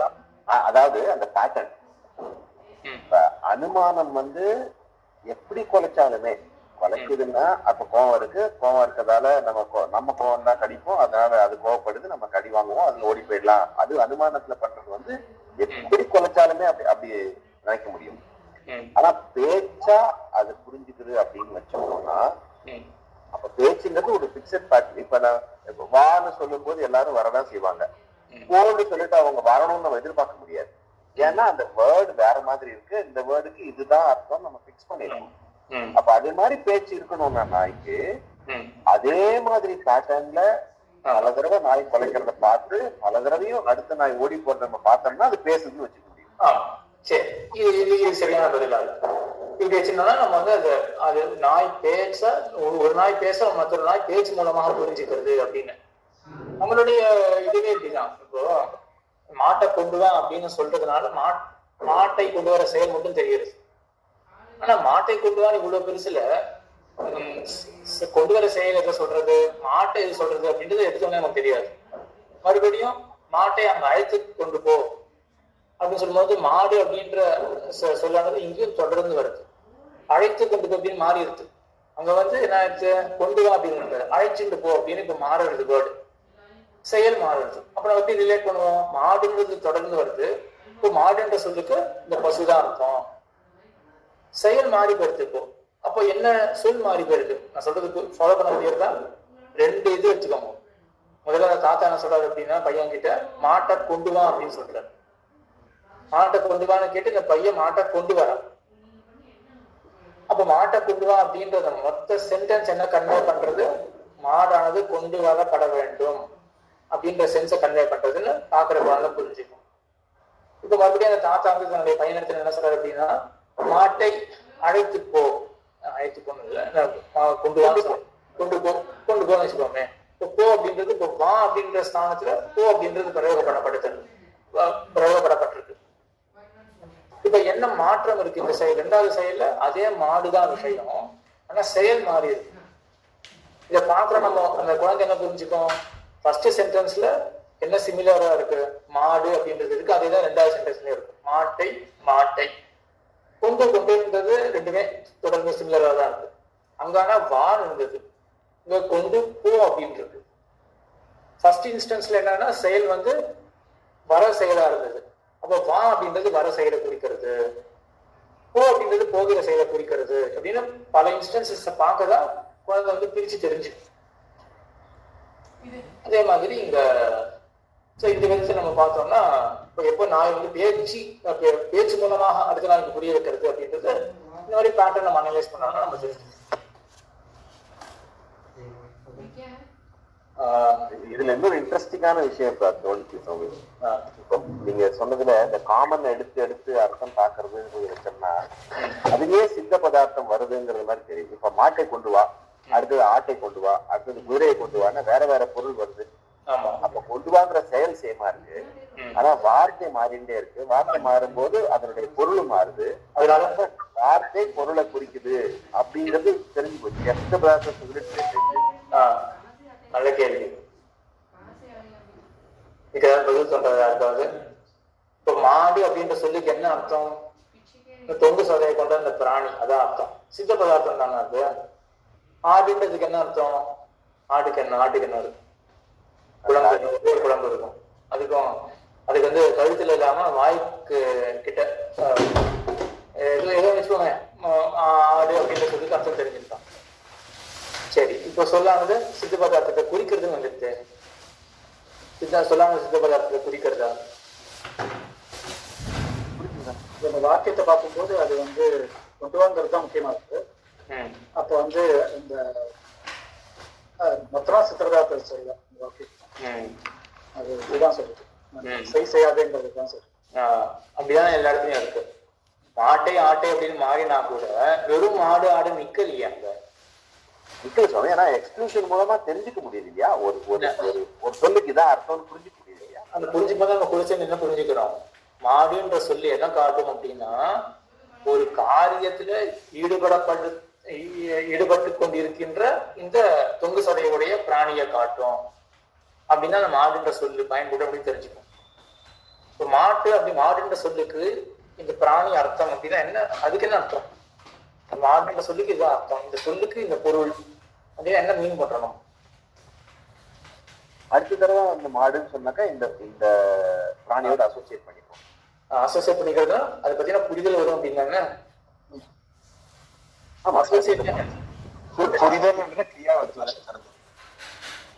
புரிதல் என்ற கிரியை அந்த வார்த்தையை சொல்லும் போது நம்ம கண்ணுல அந்த அந்த அந்த உருவம் வருது இல்லையா, அது ஞாபகத்தை கூட வந்துடும்.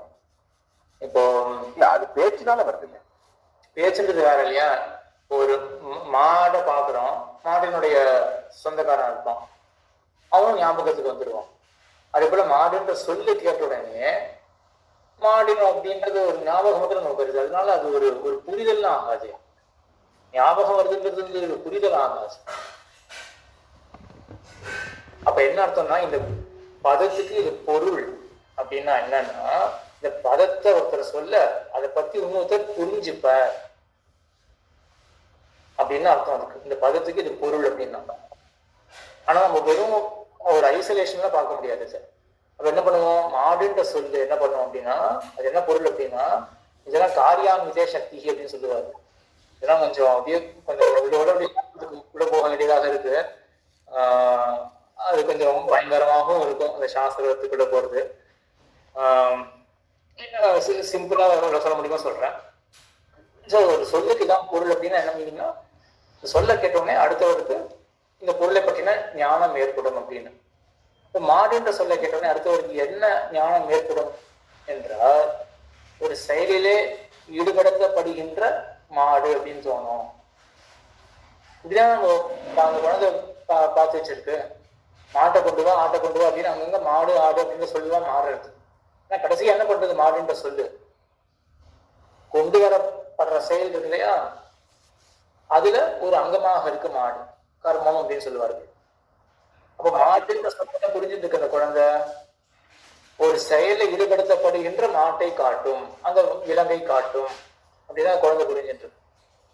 இப்ப சித்த பதார்த்தம் வந்துதாங்க இந்த சினாரியோ இதே தானே பெருமானார் விளக்குறது வந்து தாயார் வந்து குழந்தைக்கு கற்பிக்கிறா அப்படின்ற இடத்துல வந்து இது மாடு அப்படின்னு சொல்றாங்க. ஒரு சினாரியோ சேஞ்ச் ஆகுது இல்லையா, இங்க ஆக்ஷன் முக்கியமான இல்லையா எம்பெருமானார் காட்டுறதுல முக்கியமான ஒரு வாசி இருக்கு இல்லையா. இப்போ இவன் பிராமணனுடைய பட்சத்துல கொண்டு போனோம்னு என்ன ஆகும்னா மாடுன்ற சொல்லி எதை குறிக்கும்னா ஒரு செயல்ல ஈடுபடுகின்ற மாட்டை குறிக்கும். ஆனா எம்பெருமானாரோட எக்ஸாம்பிள் அது கிடையாது. அவர் மாட்டை பார்த்துட்டு என்ன பண்றா, குழந்தைய இது மாடு இது மாடு அப்படின்னு சொல்றா. அந்த குழந்தை என்ன புரிஞ்சுக்கிறது, அப்ப மாடுன்ற சொல்லு இந்த பிராணியை பத்தி புரிய வைக்கும், அவ்வளவுதான் புரிஞ்சுக்கிறது. இதான் சித்த பதார்த்தம், சித்த பதார்த்த போதன்றது. அப்ப இந்த குழந்தை என்ன புரிஞ்சுக்கணும்னா மாடுன்ற சொல்லு எதை புரிய வைக்கும், இந்த பிராணியை புரிய வைக்கும். ராபாகரனுடைய மதத்துல என்ன வருது, மாடுன்ற சொல்லு என்னன்னு புரிஞ்சுக்கும் அந்த குழந்தை. மாடுன்ற சொல்லு யாரும் ஒருத்தர் செயல்ல ஈடுபட்டிருக்கு, செயல்ல ஈடுபட்டிருக்கு என்னது ஒரு பொருள், ஒரு பொருள் கிடையாது. விசேஷமா அந்த மாடுன்ற பொருள் தான், மாடுன்ற விலங்கு தான். அதுல மாற்றமே கிடையாது. ஏதோ ஒரு பொருள் வேக கூட தெரிஞ்சுக்க மாட்டோம், ஸ்பெசிபிக்கா தெரிஞ்சுருவோம் மாடுதான் அப்படின்னு. ஆனா வெறும் மாடுன்னு தெரிஞ்சுக்க மாட்டோம், செயல்ல ஈடுபட்டிருக்கிற மாடு அப்படின்னு தெரிஞ்சுக்கணும். இப்ப புரிஞ்சுதா வாசி? எம்பெருமானுடைய மதத்துல என்ன ஆகும், இந்த சொல்லுக்கு மாடு அப்படின்றது அர்த்தம் முடிஞ்சு போயிடும். பூர்வபக்ஷி மதத்துல என்ன அர்த்தம், மாடுன்ற சொல்லுக்கு என்ன அர்த்தம், அப்போ செயலில் ஈடுபட்டு கொண்டிருக்கிற மாடு மாடு அப்படின்னு டிஃபரன்ஸ். ஒரே ஒரு கொஸ்டின் புரிதல்ன்றதும் ஒரு ஒரு செயல் தானே. இப்போ எனக்கு இது மாடுன்னு புரியுறது அப்படின்னு சொல்றோம்னா புரிதல்ன்றதும் ஒரு செயல் தானே. பதார்த்தமா சொல்லுச்சு. இப்போ சித்த பதார்த்தம் சொன்னா இப்போ மாடுன்னு சொன்னோடனே எனக்கு மாடு புரியுறது அப்படின்னு சொன்னோம்னா மாடுன்னு எனக்கு புரியுதான்னு கேட்கணும். மாடு அப்படின்னு சொன்னா எனக்கு புரியுதான்னு கேட்கணும்.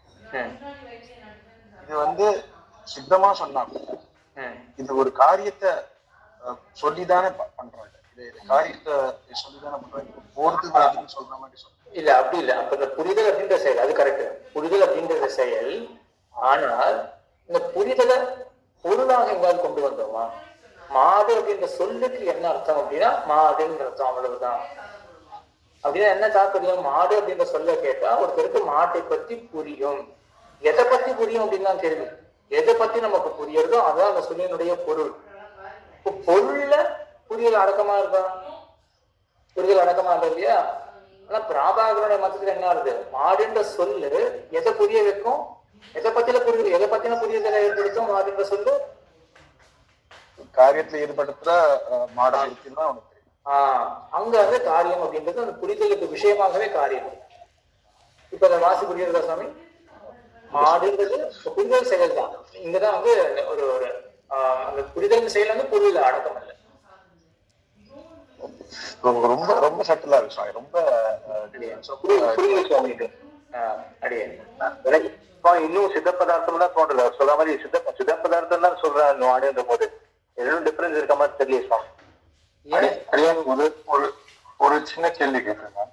அதாவது நீங்க என்ன சொல்றீங்கன்னா மாட்டை கொண்டு வா அப்படின்ற வாக்கியத்தினால அதாவது குழந்தை பாக்குறது மாட்டை கொண்டு வான்னு மாட்டை அந்த சட்டப்பண்ணார் கொண்டு வர.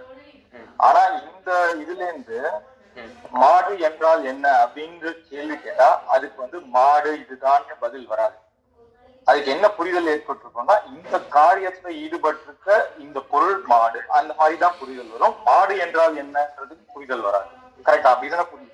அப்படி வச்சுக்கலாம், தாராளமா அப்படி வச்சுக்கலாம். இது ஒரு கரெக்டான புரிதல். சோ மாடுன்ற சொல்லுக்கு என்ன அர்த்தம் அப்படின்னா காரியத்துல ஈடுபட்ட மாடு அப்படின்னு தான் தோணும். இது சரியான புரிதல் தான்.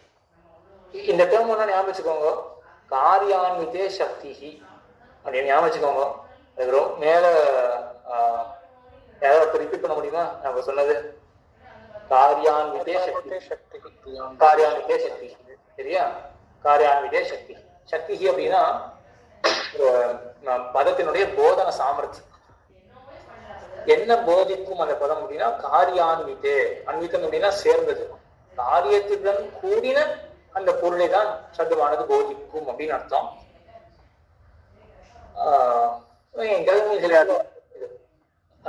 அது சித்த பதார்த்தமா தானே இருக்கு. மாடை கொண்டு வானா அது மாடு இருக்குல்ல, அங்க சித்தமா தானே இருக்கு மாடு. மாடு சித்த பதார்த்தம் தான். ஆனா செயல் இருக்கு இல்லையா, கொண்டு வர செயல் அது காரியம் தானே. அது காரியம் சுவாமி. மாடை கொண்டு வான்னு சொல்லும் போதே அங்க ஒரு சித்த பதார்த்தம் இருக்குன்றது அது போதிக்கப்படுறது இல்ல. கொண்டு வாணும் போது அந்த காரியத்தை இந்த செயலை பண்ணுன்னு சொல்லும் போதே அங்க இருக்கிற சித்த பதார்த்தத்தை சொல்லிடுறது இல்லையா? அதனால சித்த பதார்த்தை சொல்றதுன்ற அந்த இது ஏன்னா டிஃபரன்ஷியேட் பண்றோம். ஆனா சித்த பதார்த்தத்தை இந்த ஐசோலேஷன் சொல்லாது. அதான் எந்த செயலா இருந்தாலும் சித்த பதார்த்தத்தை வச்சுதான் பண்ண முடியும் பெரும்பாலான செயல்களை. அதுல விஷயம் இல்ல. ஆனா ஒரு சொன்னா அது செயல்ல தான் தோன்றது. வெறுமை இருக்கு அப்படிங்கறத சொல்றது. ஆமா, அதான் அடியது அதான் சித்த பதார்த்தத்தை தான் சொல்ல போறது. ஒரு அது எந்த செயலா இருந்தாலும் சித்த பதார்த்தத்தை சொல்றது செயலோட கூடியதான் இருக்கு. அவ்வளவுதான். அதுதான் தாற்பயம். இப்ப செயலை விட்டுட்டு ஐசோலேஷன் எதுவுமே சித்த பதார்த்தத்தை சொல்லாது. ஆனா எம்பெருமான மதத்துல என்ன ஆகுது? மாடுன்ற சொல்லுக்கு என்ன அர்த்தம் அப்படின்னா எம்பெருமானார் என்ன சொல்லுவார்?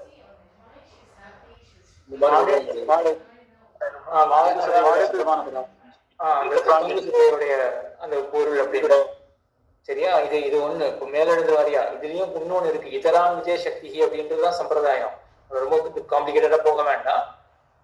இப்போதைக்கு இது மட்டும் புரிஞ்சுக்கணும். மாடுன்ற சொல்லுக்கு என்ன அர்த்தம் அப்படின்னா காரியத்தோட தொடர்பு பண்ணணும்னு அவசியம் கிடையாது. தொடர்பு படுத்தணும்னு அவசியம் கிடையாது. தனியாக ஐசோலேஷன்ல நம்ம தெரிஞ்சுப்போம் அந்த சித்த பதார்த்தத்தை. அடி ரங்கநாதன் சுவாமி என்ன கேள்வி இருக்கா? இல்ல அது முன்னாடி சரி சரி சரி. ஆக்சுவலா இப்போ பூர்வபக்ஷம் தான் முடிஞ்சிருக்கு. இந்த அதிகரணம் மட்டும்தான் இப்படி கொஞ்சம் காம்ப்ளெக்ஸா இருக்கும். ஆனா நல்ல சத்தான விஷயங்கள் இவ்வளவு புரிஞ்சுட்டு இருக்கீங்கன்றது ரொம்ப சந்தோஷமான விஷயம்தான். இப்போ நான் சொல்றது வந்து ஒரு ஒரு மிகையான சொல் கூட கிடையாது. ஒரு சதஸ்ல வந்து எவ்வளவு நடக்குமோ அவ்வளவு விஷயங்கள் நம்ம பார்த்துருக்கோம். இங்க ஆக்சுவலா ஸ்ரீபாஷ சதஸ் நாங்க மோட் ஆஃப் கம்யூனிகேஷன் வேற சம்ஸ்கிருதத்துல பேசிப்பாங்க. அதனால ஒன்றும் பெரிய குறை கிடையாது. விஷயங்கள் தானே பார்க்கணும். ஒரு சதஸ்ல எவ்வளவு விஷயங்கள் இருந்ததுக்கோ அவ்வளோ நம்ம பார்த்துருக்கோம். அதனால கொஞ்சம் நல்லா எஃபர்ட் போடுங்க. நல்லா எஃபர்ட் போட்டுருக்கீங்க அது ஒரு எல்லாருமே. இந்த பட்டதை மறக்காம படிக்க ஏதாவது ஒரு எஃபர்ட் போட்டு வச்சுக்கோங்க.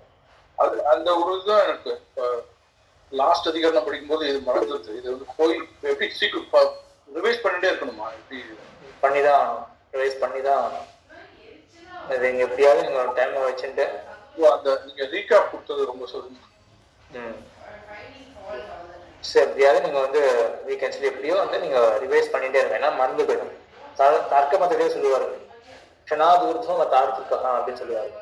ஒரு க்ஷணம் விட்டு போயிடுச்சுன்னா அது வந்து தர்க்கம் வந்து மறந்து போயிடும். ஏன்னா அவ்வளோ லாஜிக் அங்க இருக்கு இந்த தர்க்கத்துல. இந்தியாவில அவ்வளோ லாஜிக் எல்லாம் இருக்கு. அதனால ரிஃப்ரெஷ் பண்ணிட்டே இருக்கும். சரி, அப்படியே ரகுராமசாமி கை தூக்கி இருக்கு. அப்படியே மியூட்ல இருக்கு. ஒரே சந்தேகம், சித்தாந்தத்துல ஒரு சந்தேகம் கேட்கலாமா? அடுத்த வாரம் அடுத்த வாரம் பாத்துக்கலாம் சாமி. ஏன்னா 9:45 ஆயிடுச்சு.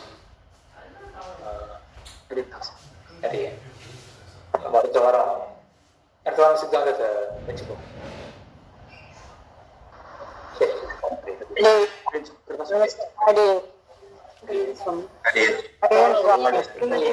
எல்லாருக்கும்